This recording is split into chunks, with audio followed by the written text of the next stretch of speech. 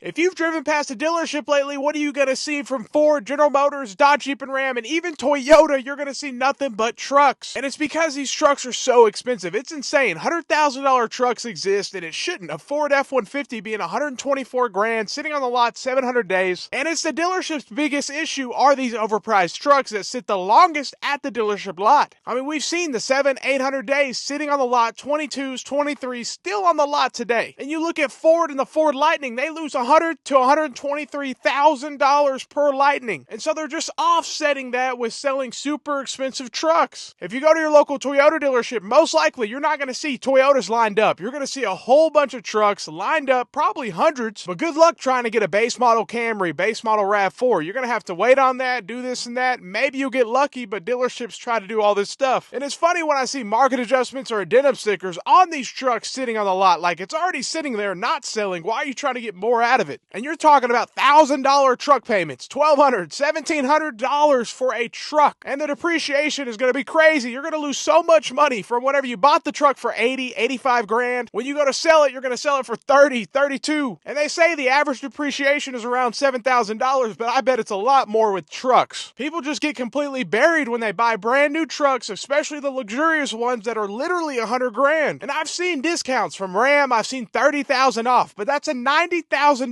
truck, $30,000 off. And I bet the dealership wants you to finance through them and do all this stuff. And there's some $20,000 and $15,000 off, but is that really enough when the truck is so expensive? And I think most people are saying no, and they're also saying, look at these things with 5-foot beds. They're just luxury SUVs with a little bed in the back. And look at the reliability. General Motors having complete engine failure. Even Toyota having complete engine failure. And it sucks because Toyota had a super reliable V8 in the Tundra. They had a super reliable V6 in the Tacoma, and then they switch it up and they make it unreliable. Especially compared to what they had before, especially that Turbo 6. It's been a disaster. And we used to hold Toyota at that higher standard, but now it seems like they're just like every other auto manufacturer. They're just building the cheapest product they can, charging the most they can, but they really used to be different. And with General Motors, it's crazy. They've been having lifter failures for years, 15 plus years. They can't figure it out. Now they have this huge recall with the 6.2, but honestly, they need to include the 5.3 with another recall. All I hear is people, engine failure, my 2022 failed, my 2020 failed. It just sucks, especially when you spend all that money. We're talking about 70, 80, 90 grand trucks. You know, this is the price of these trucks nowadays. $50,000 will get you a base model truck from General Motors with a 4-cylinder turbo. And they're like, for 50 grand, I'm getting a 4-cylinder turbocharged truck. It's insane. It doesn't even make sense. Talk about being overpriced. And I think there's really so many people looking for naturally aspirated V8s without all this cylinder deactivation crap that's just going to be reliable. It's going to last. It's not so expensive that it's 100 grand or 80 grand. And I feel sorry for the guy who has a $1,200, $1,300, $1,400 truck payment on their 6.2 liter Silverado, and they're going to end up getting a Chevy Malibu as a loaner car when they bring it in for the recall. So obviously reliability has been down, combined with prices going up around 50% over the last 5 years. It's a recipe for a disaster when you're trying to sell these overpriced trucks. People just can't do it. I mean, what's the clientele base? Who do they think their clientele base is? And obviously it's just on payments. I would argue 95+% of people who go to these dealerships and buy these trucks are on payments. They are the most expensive vehicles at these dealerships. So they're obviously going to be the longest loan terms as well. So a 72, 84 is going to be more common. And we've already seen 96, this and that. So we're hearing it's going to get longer and longer. Trust me, 15, 20 years probably before too long. Because how else are they going to sell these trucks? Obviously, people only make so much money and they know they can divide it up and this is how they're going to sell it. And the dealership finances their inventory too on what's called a floor plan. It's their financing for the dealership. That's how they're able to get all these vehicles, and that's how they're able to sit out so long. They'll have low interest for a certain time, then it bumps up and they're able to just make the payment. But still, when the vehicle's been there 2 or 3 years, they're probably just like, let's just pay it off. It's been here so long. That's a lot of money for them to tie up, paying off all these vehicles that have been sitting so long. The longer it sits, the more it costs the dealership. And that's why some manufacturers are offering this and that. They're offering rebates now, but honestly, is it enough? And considering how much money Ford loses on EV sales and the Lightning, 100 to 120 something grand per Lightning, obviously they have to get the money somewhere, so they're going to offset it with their more expensive vehicles. And that's why the cheapest F-150 I walk up to is 50+ grand. So nothing's sitting longer or harder to sell for these dealerships than these overpriced trucks. People are keeping their cars longer. People are saying, I'm just going to keep the vehicle I have, the truck I have,